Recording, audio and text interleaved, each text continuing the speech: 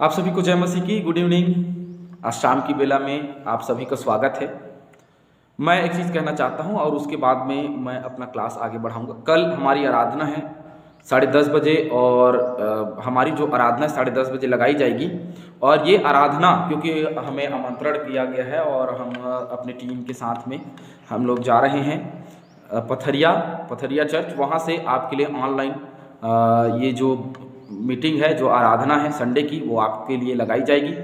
दूसरी चीज़ मैं ये कहना चाह रहा हूँ वो ये है कि आने वाले दिनों में हमारे यहाँ पे, क्योंकि चर्च तो आप सभी ने देखा होगा जो मेरा प्रोफाइल में यूट्यूब प्रोफाइल में डला हुआ है, चर्च बहुत शानदार बना है। लेकिन हाँ, पास्टरों के रहने के लिए या रुकने के लिए या रहने के लिए सीधी सी बात है कि पास्टर का रहने के लिए घर नहीं, क्योंकि वो जो घर था वो टूट रहा है जहाँ मैं भी रह रहा था। और मैं यही कहना चाह रहा हूँ कि जिससे जितना सहयोग हो सकता है आप कर सकते हैं। और प्रभु जो है, प्रभु को देखते हुए, ये नहीं कि पास्टर साहब ने कहा है तो देना है, प्रभु की इच्छा जैसे भी हो। और आप फ़ोन करेंगे, मैं अभी बिल्कुल भी किसी को अकाउंट नंबर या ये या वो बिल्कुल शो नहीं करूँगा। आप जब मुझे फ़ोन लगाएंगे कि हमें देना है तभी मैं आपको वो शो करूँगा, तभी मैं आपको दूंगा। और आपकी जो इच्छा है, प्रभु जो चाहता है आपसे, आप मदद करें और औरों को भी मदद करने के लिए प्रोत्साहित करें, क्योंकि ये छोटी सी कलीसिया है और बस हम लोगों के द्वारा प्रयास किया जा रहा है कि सारी सुविधा, विशेष करके मैं जो कि यहाँ का पासवान हूँ, उनके लिए भी हो और साथ में जो बाहर से आते हैं पासवान, उनके लिए भी एक गेस्ट रूम के रूप में बनाया जाएगा। तो इस प्रकार से उसको पास्टर रूम को तैयार किया जाएगा। तो आप सभी सहयोग करें। चलिए हम क्लास में आगे बढ़ते हैं। और जिनको भी आप सहयोग करना है वो कॉल कर सकते हैं मेरे यूट्यूब में, और जो ऑनलाइन बाइबल क्लास में है वो सब जो है वो क्या कर रहे हैं, सब में मेरा जो है वो डला हुआ है। और लगातार आप दूसरे तक इस चैनल को पहुंचाइए, क्योंकि बहुत सारे लोग हैं जो वचन सीखना चाहते हैं लेकिन उन तक वचन नहीं पहुंच पा रहे हैं। तो बढ़ाते चले जाइए। सिर्फ ये प्रचार करना ही प्रचार नहीं होता, प्रचारकों का भी प्रचार करना जो है वो प्रचार होता है। आप बाइबल क्लास में बहुत सारे लोगों को शामिल करवाएंगे तो वो सीखेंगे और वो आप उसका माध्यम बनेंगे, आपको आशीष मिलेगी। कोढ़ से एक मनुष्य, 8वां अध्याय, मत्ती 8वां अध्याय। कोढ़ से एक मनुष्य, तो कोढ़ से पीड़ित एक मनुष्य के विषय में यहाँ पे हम देखते हैं। मरकुस 1:40 से 44 में भी ये घटना मिलती है हमको, और लूका 5:12 से 14 में भी यह घटना हमको मिलती है। चलिए, जब वह उस पहाड़ से उतरा तो एक बड़ी भीड़ उसके पीछे हो ली। किसके पीछे हो ली? प्रभु के पीछे। पहाड़ से उतर गया, पहाड़ी उपदेश अब समाप्त हो गया। घर बनाने वाले 2 मनुष्य का, बुद्धिमान और मूर्ख मनुष्य का दृष्टांत दिया और उसमें से अब वो उतर गया। उतरने के बाद में अब प्रचार हो गया। अब सेवा की पारी आ गई। अब सेवा की जब पारी आई है तो अब हम देख रहे हैं, और देखो एक कोढ़ी ने पास आकर उसे प्रणाम किया और कहा, हे प्रभु, यदि तू चाहे तो मुझे शुद्ध कर सकता है। एक कोढ़ी आता है प्रभु यीशु मसीह के पास में जब वो पहाड़ से उतरा और कहता है, तू चाहे तो मुझे शुद्ध कर सकता है। लैब व्यवस्था की किताब हम जल्दी से निकाल लेंगे। लैब व्यवस्था की किताब और उसका 13 अध्याय, लैब व्यवस्था 13 अध्याय, उसका 45, जिसमें वह व्याधि हो गई हो उस कोढ़ी के वस्त्र फटे और सिर के बाल बिखरे रहे। कोढ़ी के विषय में हमको देखने को यहाँ पे मिल रहा है। आगे मत्ती 10:8 में भी देखेंगे तो वहां भी कोढ़ी के विषय में 11:5 में देखेंगे। चलिए 10:8 देख लेते हैं।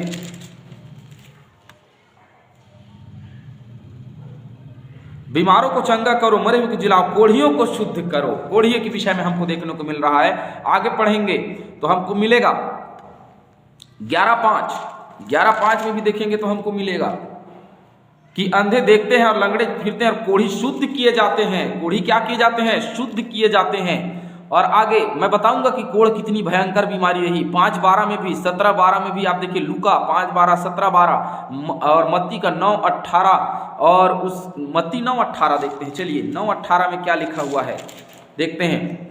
वह उनसे बातें कर ही रहा था कि देखो एक सरदार ने आकर उसे प्रणाम किया। ये प्रणाम करने के ऊपर में प्रभु यीशु मसीह को आकर के वो प्रणाम करता है और करके कहता है कि हे प्रभु तू चाहे तो मुझे शुद्ध कर सकता है।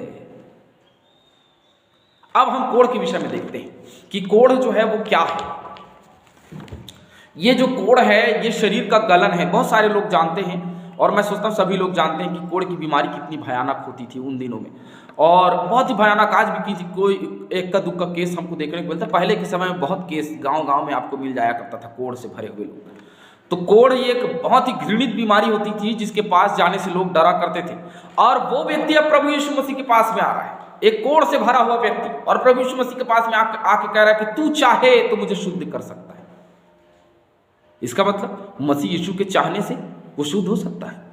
मसीह यीशु के चाहने से कोढ़ दूर हो सकता है। उन दिनों में कोढ़ के बीमारी का कोई इलाज नहीं था। हम 10 कोढ़ी के दृष्टांत को भी आगे देखेंगे तो 10 कोढ़ी के दृष्टांत में भी हमको यही बात मिलती कि 10 कोढ़ से भरे हुए लोग थे।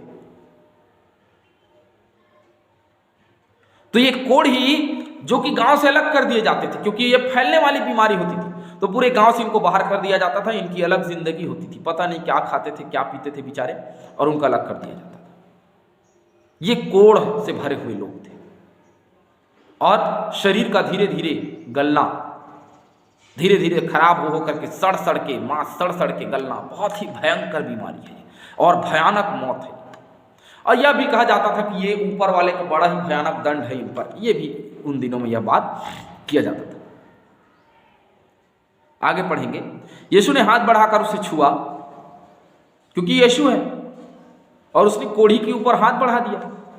अभी तो किसी को दुष्ट आत्मा पकड़ी है तो लोग दूर से प्रार्थना करते हैं। बड़े बड़े मैंने देखा है लोगों को दूर से प्रार्थना कर रहे। क्यों? क्योंकि उनको लगता है कि उनकी दुष्ट आत्मा उसके ऊपर में सवार हो जाएगी, और इस प्रकार से लोग जो है वो डरते हैं कि कोढ़ कहीं हमें ना लग जाए, कोढ़ से हमें परेशानी ना हो जाए, इसलिए लोग डरते हैं, है ना। लेकिन दुष्ट आत्मा हमारे अंदर ना जाए इसलिए डरते हैं। उन दिनों में कोढ़ का भी यही हाल था, और यहां पे हम देख रहे हैं कि प्रभु यीशु मसीह ने उसे हाथ बढ़ा करके क्या किया, उसे छुआ लिखा। छूने से भी कोढ़ जो फैल जाया करता था, लेकिन प्रभु यीशु मसीह ने उसे छुआ और छू करके कहा मैं चाहता हूं। उसने कहा ना तू चाहे तो मुझे शुद्ध कर सकता है। अरे मैं चाहता हूं भैया कि तू शुद्ध हो जाए। और क्या हुआ होगा? वो कोढ़ से शुद्ध हो गया। प्रभु यीशु मसीह ने उसे छुआ और उसने कहा कि मैं चाहता हूं, तो वो शुद्ध हो गया। प्रभु यीशु मसीह चाहता है कि मनुष्य का जीवन शुद्ध हो जाए। प्रभु यीशु मसीह चाहता है कि हम धार्मिकता में बढ़ें। प्रभु यीशु मसीह चाहता है कि हम लगातार परमेश्वर में बने रहें। प्रभु यीशु मसीह चाहता है कि हम अपने पाप से क्षमा पाकर के स्वर्गीय राज्य में जाएं। लेकिन क्या हम चाहते हैं? क्या हम प्रभु यीशु मसीह कहते हैं कि तू चाहे तो मुझे स्वर्गीय राज्य में प्रवेश करा सकता है? बहुत कम लोग हैं जो चाहते हैं कि प्रभु यीशु मसीह हमें स्वर्गीय राज्य मिले। आगे यीशु ने उससे कहा देख किसी से ना कहना, परंतु जाकर अपने आप को याजक को दिखा, और जो चढ़ावा मूसा ने ठहराया है उसे चढ़ा, ताकि लोगों के लिए गवाही हो। जो चढ़ावा जो बलिदान मूसा ने तेरे लिए ठहराया है जाके चढ़ाना, और धन्यवाद करना परमेश्वर का कि उसने तुम्हें चंगा कर दिया, उसने तुम्हें छुटकारा दे दिया। केवल शुद्ध हो गया इतना ही नहीं है, लेकिन अब जाना तुम क्या करना, गवाही देना। किनके सामने? याजकों के सामने। हम कोई भी चीज से शुद्ध होते हैं या हमें चंगाई मिलती है, हमें गवाही देनी है उनके पास में जो प्रभु के लोग हैं, जो जानते हैं, ताकि वो भी तुम्हारे गवाही को सुन करके जो जिंदगी बिता रहे हैं उन जिंदगी को बदल करके क्या करें। क्या लिखा है? अन्य जातियों के बीच में जाकर के आप इसका सुसमाचार सुनाना और आप इसका गवाही देना। नहीं, तू गवाही दे। किसका गवाही देना? मेरा जो शुद्ध हुआ है उसका तू गवाही देना कि मुझे शुद्ध किया गया है। और गवाही देना किसके सामने? याजकों के सामने। क्योंकि याजक को क्या लगता था? याजकों को लगता था कि कोई ऐसा नहीं जो कोढ़ को शुद्ध कर सके, उन्हें गांव से अलग कर दिया जाता था। ये लोग निर्णय करने वाले लोग होते थे, उनके सामने जाना। और मूसा की चढ़ाई हुई, क्योंकि धन्यवाद करना भी जरूरी है, और तू धन्यवाद करना जाकर के। कुछ वचन है जिसको हम पढ़ते हैं। मत्ती 9:30 पढ़िए। मत्ती 9:30। और उनकी आंखें खुल गई। यीशु ने उन्हें चिताकर कहा सावधान, कोई इस बात को ना जाने, किसी को तू ना बताना कि तू शुद्ध हुआ है। सिर्फ और सिर्फ किसको बताना? याजकों को जाकर के गवाही देना, किसी और को मत बताना कि तू शुद्ध हुआ। क्यों? जब पानी को दाखरस बनाया प्रभु ने, उन दिनों में भी उसने कहा कि अभी मेरा समय नहीं आया है कि मैं अपने आप को लोगों के ऊपर में प्रकट करूं।